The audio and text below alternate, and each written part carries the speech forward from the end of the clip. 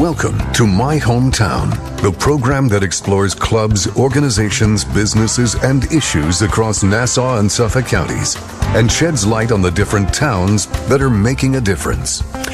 A great day to you and welcome to another edition of My Hometown on the voice of Nassau Community College 90.3 WHPC.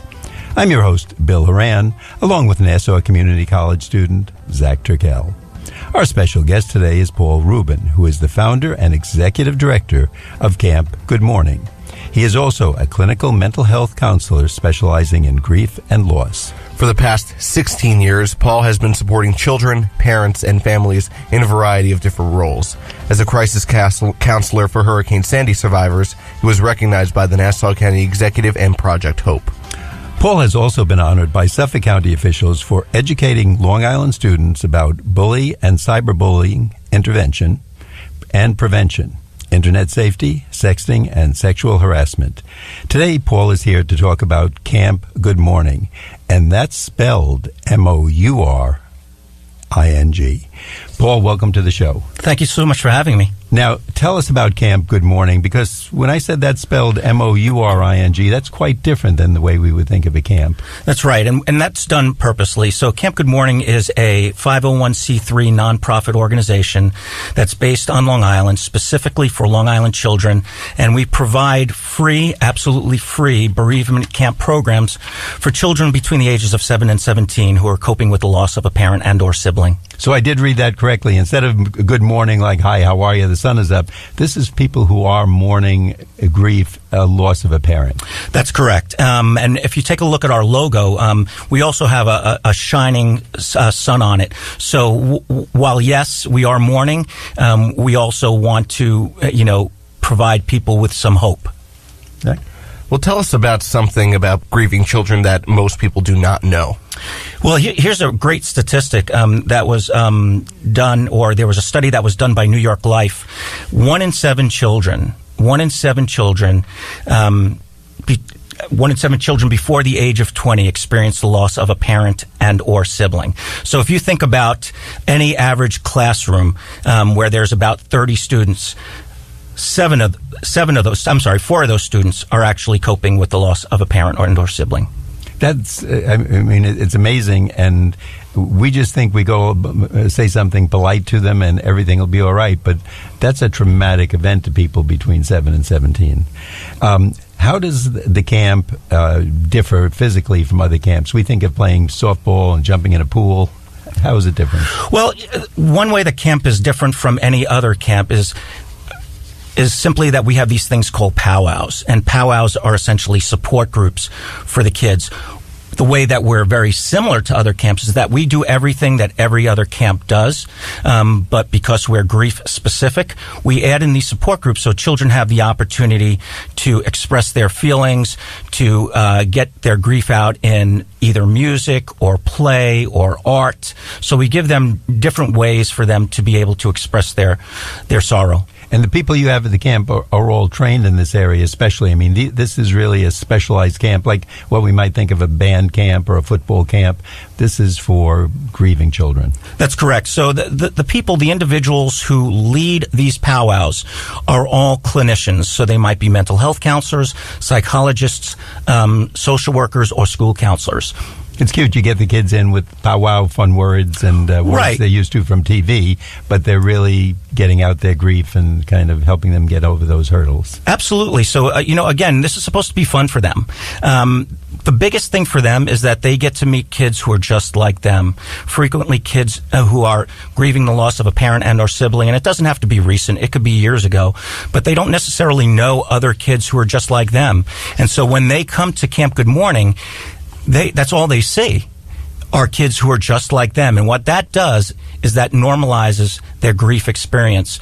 And all of it, at that one moment, they realize, I'm not alone. I think that's great, and I guess that's the truth. You think it's only you when something happens like that. And when there's someone else you can kind of let it out to, even if they don't feel comfortable with you and the other people there as adults, they've got someone their own age that they can say it to and just kind of get that grief out and speak it out loud. Oh, absolutely. One of the things that we also know is that kids don't even have to talk, but just being in that powwow or in this big circle of kids who are just like them, and it's all age appropriate, meaning that, there'll be 7 and 8 year olds that are together, and maybe 9 and 10 year olds together. It'll be all kids who are just like them, and even if they're not saying anything, we know that they're hearing it, and just by hearing it, it provides, or it can provide, a sense of relief. Paul, how did you create Camp Good Mourning? What inspired you to create it? Well, I think one of the things that inspired me to create it was that I saw that there was a lack of services, or a gap in services on Long Island. There are other bereavement camps, but I found that I could bring something to Camp Good Mourning that wasn't necessarily at some of the other bereavement camps. And the first thing, which is so important, is the overnight experience. So at Camp Good Mourning, we are an overnight bereavement camp, where all of the other ones are day camps. And for all of us who've been to camp or who have had sleepovers with our friends, we know how much those sleepovers are important to that relationship building process and to that bonding process. And so that's certainly one thing that's different about us. The second thing that's different about us is that we provide these bereavement camps in the spring and the fall, where other bereavement camps are just happening in the summertime. And again, we know that children and adults just don't grieve during the summertime or in this, July and August. They grieve year round. So what we're doing is we're filling in the gaps in services. Another way that we're different is that we are having at least 2 camps per year, whereas other bereavement camps only have them once a year. So we'll be having one in the spring and one in the fall, and then we're going to be doubling that in the following year, where we'll have 2 in the spring and 2 in the fall, and then the following year will be 3 in the spring and 3 in the fall. So we're providing kids with a lot of opportunities to be able to share their experiences. And the last thing that I wanted to talk about is that we also are going to have a parent component. So if it's a parent loss, or even if it's a sibling loss, we know that caregiver, that surviving caregiver, is grieving themselves. And so what we're going to do is we're providing that parent with an opportunity to get some healing as well. So they can come to the same camp at the same time, but they get their support in different parts of the camp, so that when the parent and the children come together, they now have a different frame of reference for what each other are going through, and they can have a little bit more understanding about what's happening.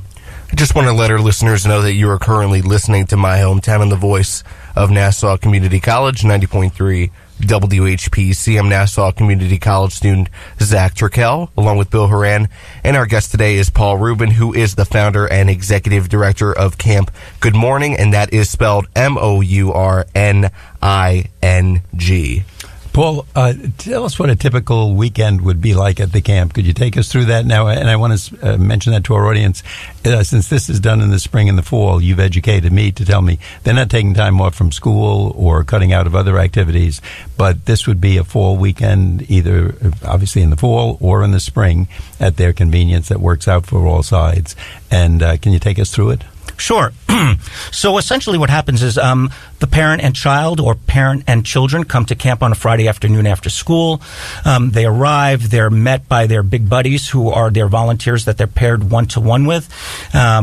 We go through a whole bunch of icebreaker activities and team builders, and we started off with a whole lot of fun. That continues, and then we have our first powwow. And one of the things that I wanted to share with you about the powwows is that we focus on 4 different areas. The first area is just being able to share your grief story. So most kids haven't had the opportunity to actually share what happened to their loved one, from either the time that they got sick, or if it was a tragic accident, from the time that they actually died till what happened at the funerals, so on and so forth. So we provide them the opportunity to do that. In the second powwow, we focus on feelings, exploring and identifying feelings, which is so important, whether we do that through some sort of art project or through talk.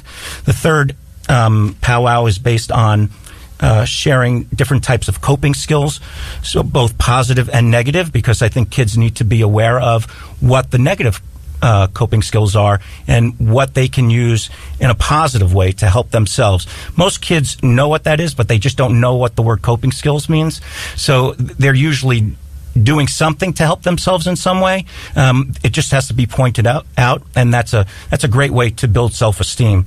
And finally, the last powwow includes opportunities to stay connected to their loved one.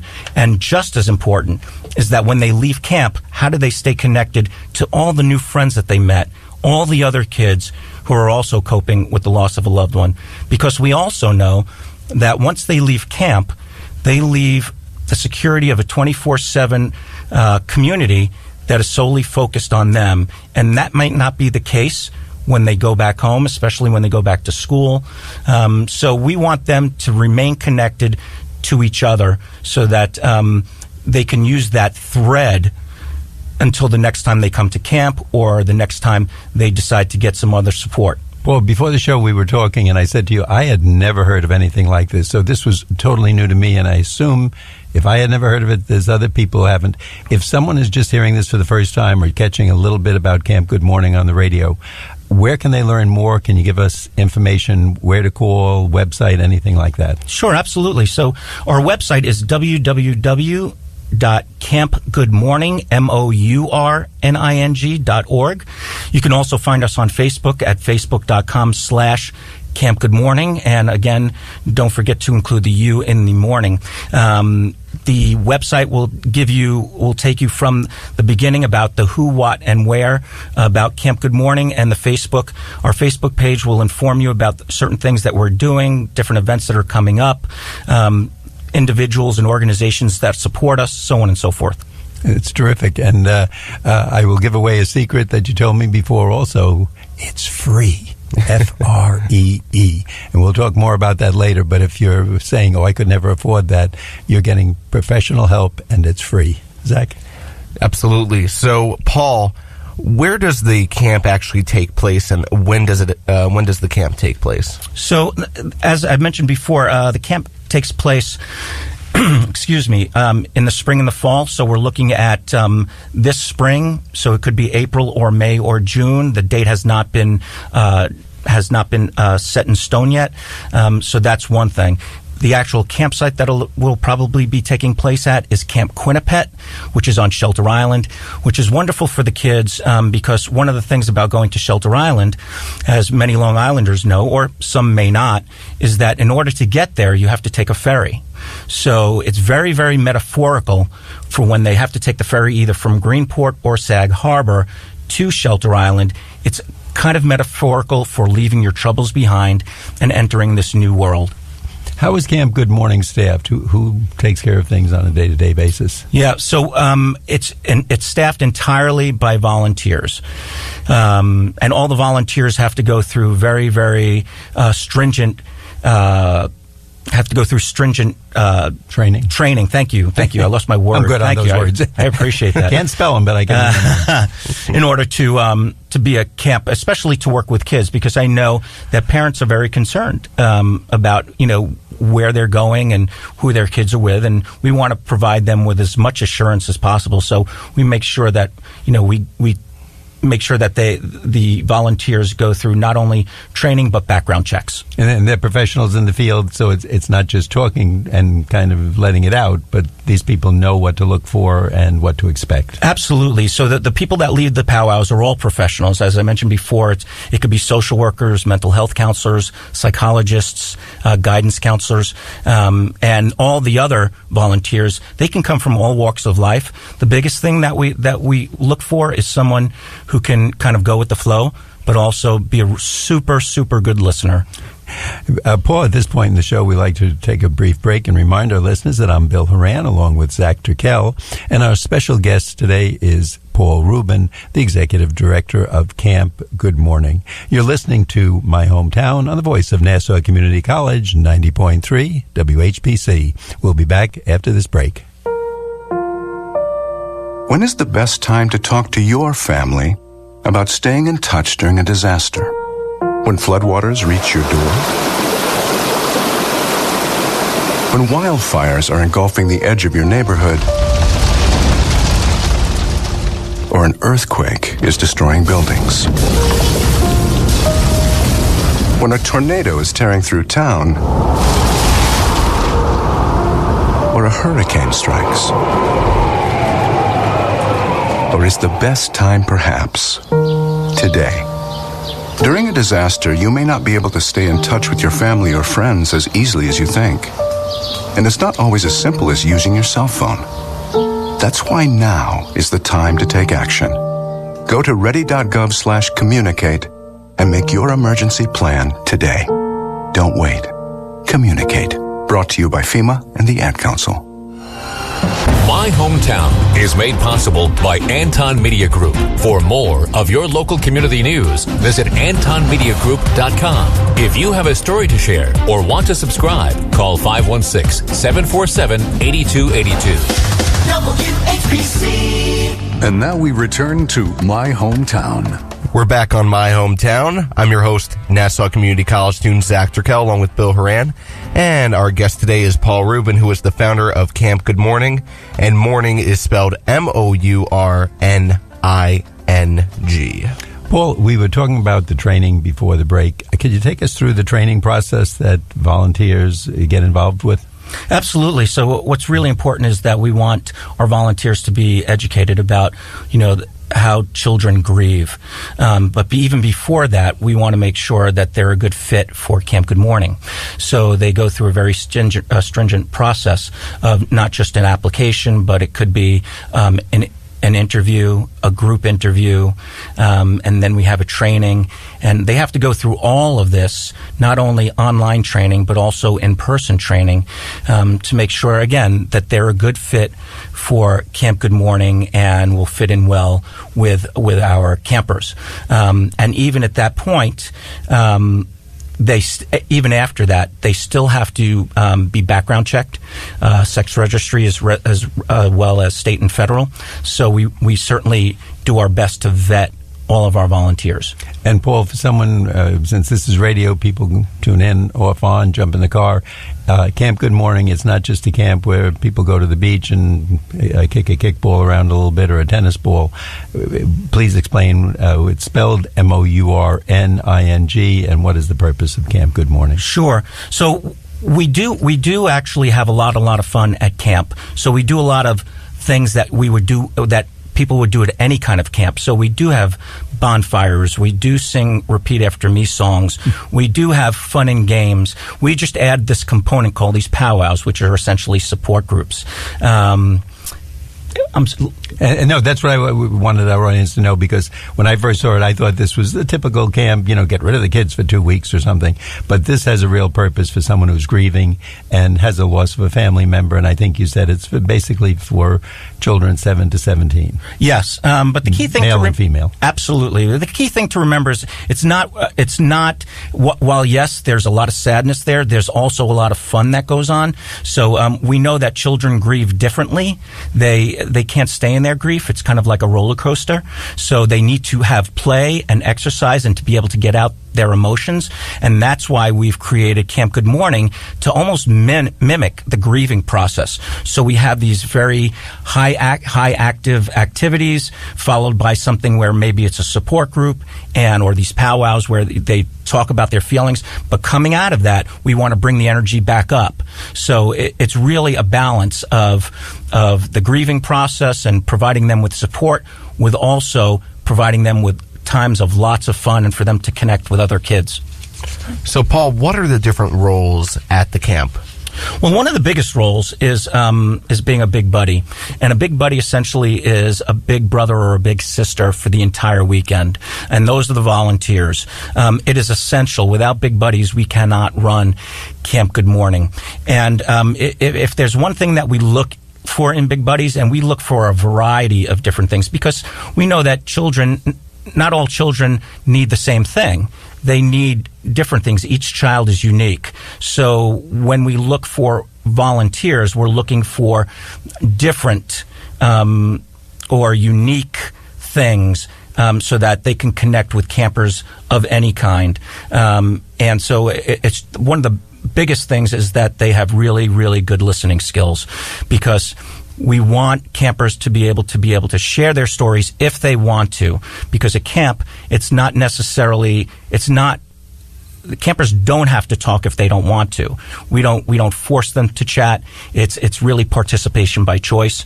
So that's why it's really important that if a child is willing to talk about their loss, we want big buddies who have really super good listening skills. Paul, before we go further, again, I'd like you to give that information. If someone's hearing this and saying, oh my God, this is perfect for my sister's child or the lady down the block, how do they get in touch with you about Camp Good Mourning, Mourning?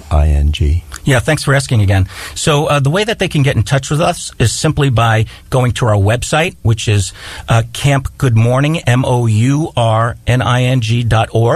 They can also find us on Facebook at facebook.com/Camp Good Mourning, again, Mourning. The website will provide you with a lot of information about camp. It'll take you through the who, what, and wheres and all the essentials. It'll also talk about how you can support Camp Good Mourning. Our website, our Facebook page will also keep you up to date with all the events that are going on, the people that support us. It'll give you some information about grief. We're constantly posting pretty much every single day. And maybe for people hearing this also, you may want to alert your local groups that you're part of, whether it's a PTA or a church or a synagogue.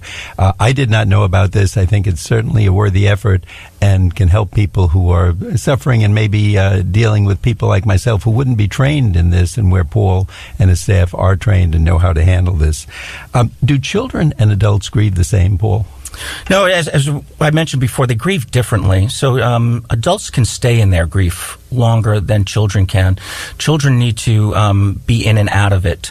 As I mentioned before about how we kind of mimicked the grief process for children. So we know that they can, relatively stay in it for short periods of time, and then they need to get all that energy out. And so that's what we do.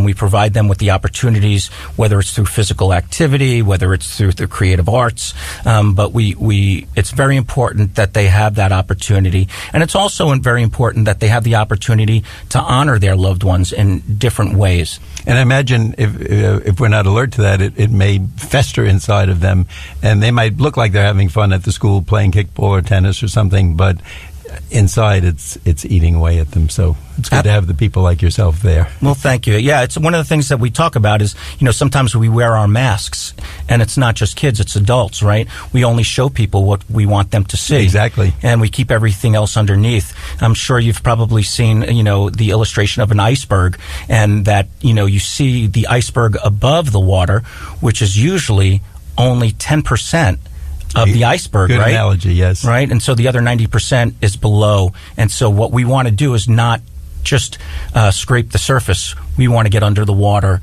and scrape what's under the water. Okay. Well, I just want to let our listeners know that you are currently listening to My Hometown on the voice of Nassau Community College, 90.3 WHPC. I'm Nassau Community College student Zach Turkel, along with Bill Horan, and our guest today is Paul Rubin, who is the founder and executive director of Camp Good Mourning. That is spelled Mourning. Paul, do you have any inspiring stories that you would give out to any of the listeners that are listening right now? Yeah, there are several inspiring stories that I can think of. One that actually happened to me is back in 2004 when I was a volunteer at a bereavement camp. I was paired one-to-one with a child whose dad had perished in the 9/11 terror attacks. And I remember this child coming to camp. He was very, very quiet, and you can only imagine he was only about 8 or 9 years old. So he was being dropped off with about 150 people that he did not know. So when you think about that, and it's always about putting yourself in that child's place, he's being left with a whole bunch of people for an entire weekend, and he's lost his dad. And I remember that throughout the weekend he was very, very quiet, and only very so often, he would throw out little tidbits. I might ask questions about, so tell me, what was your dad like? And he might say, oh, my dad loved to cook, or, something like that. And what was the thing that you used to love to do with your dad? And he would say, oh, we loved to play catch together. And that was the extent of our conversations. And we have to know that, kids will share when they want to share, and we don't force them to share. And I remember at the end of camp, the entire weekend went along that way. And at the end of camp, the parent wasn't able to come to pick them up, so the camp provided a town car. And that really hit me hard because the child was going home in a town car by himself after being opened up to all of this different emotions. Even though he didn't share much, we know that just by being in that circle, they're hearing things, and it's really taking hold in their mind. And I remember as he was going to get into the town car, he turned around and he walked back to me and he gave me a hug around the waist. And it just kind of broke my heart. And, we said goodbye. I didn't hear back. We didn't keep in contact. But the next year he wound up coming back. He came back with his little brother. As soon as he got out of the car, he saw me, he gave me a great big smile, gave me a high five, but more important than that, he walked right past me and he went to some of the kids that he had met from that year before. And what that meant to me was that he had a good time and that he did connect. And the reason that he came back was because he enjoyed it. And in doing so, he's having fun and he's getting some healing. And you connected on several levels with that, both with the other kids and the fact that he hugged you. He knows that you were leading this parade. So a lot of good things came out of that. Paul, one of the things I'm sure everybody's thinking right now, this sounds great, but I can't afford that. What does it cost? It costs them absolutely nothing. Nothing. We love that. Yeah, it's absolutely free. So the way that Camp Good Mourning operates is simply on donations, in-kind donations, grants, and sponsorships. So no family will ever be charged. We do this from our hearts. We're all volunteers, and we're there for kids because we know, again, 1 in 7 children experience the death of a parent and or sibling by the age of 20. I love to hear that. And Zach, you see these charities and right. When you read on the internet that 40, 50, 60% of what you donate, sometimes 95% of what you donate goes to administration and only a few pennies per dollar go to the real cause. With your organization, everything, the people are volunteering. They're doing the root work, but there's always some money that's needed. It's not coming from the grieving people, but if there's a business out there or an organization that wants to sponsor somebody, I'm sure Camp Good Mourning would be more than willing. Before we wrap up, Paul, please give us the information where they can contact you again. Sure, absolutely. So once again, you can go to our website at www.campgoodmourning.org. You can also go to our Facebook page at facebook.com/campgoodmourning, MOURNING. And again, if you have any questions, you can also contact us through our website or through our Facebook page. Paul, thanks so much for being with us. We want to make sure that our audience knows we've been talking to Paul Rubin, the founder of Camp Good Mourning. That's MOURNING. I'm Bill Horan, along with Nassau Community College student Zach Turkel. We want to thank you for listening to My Hometown.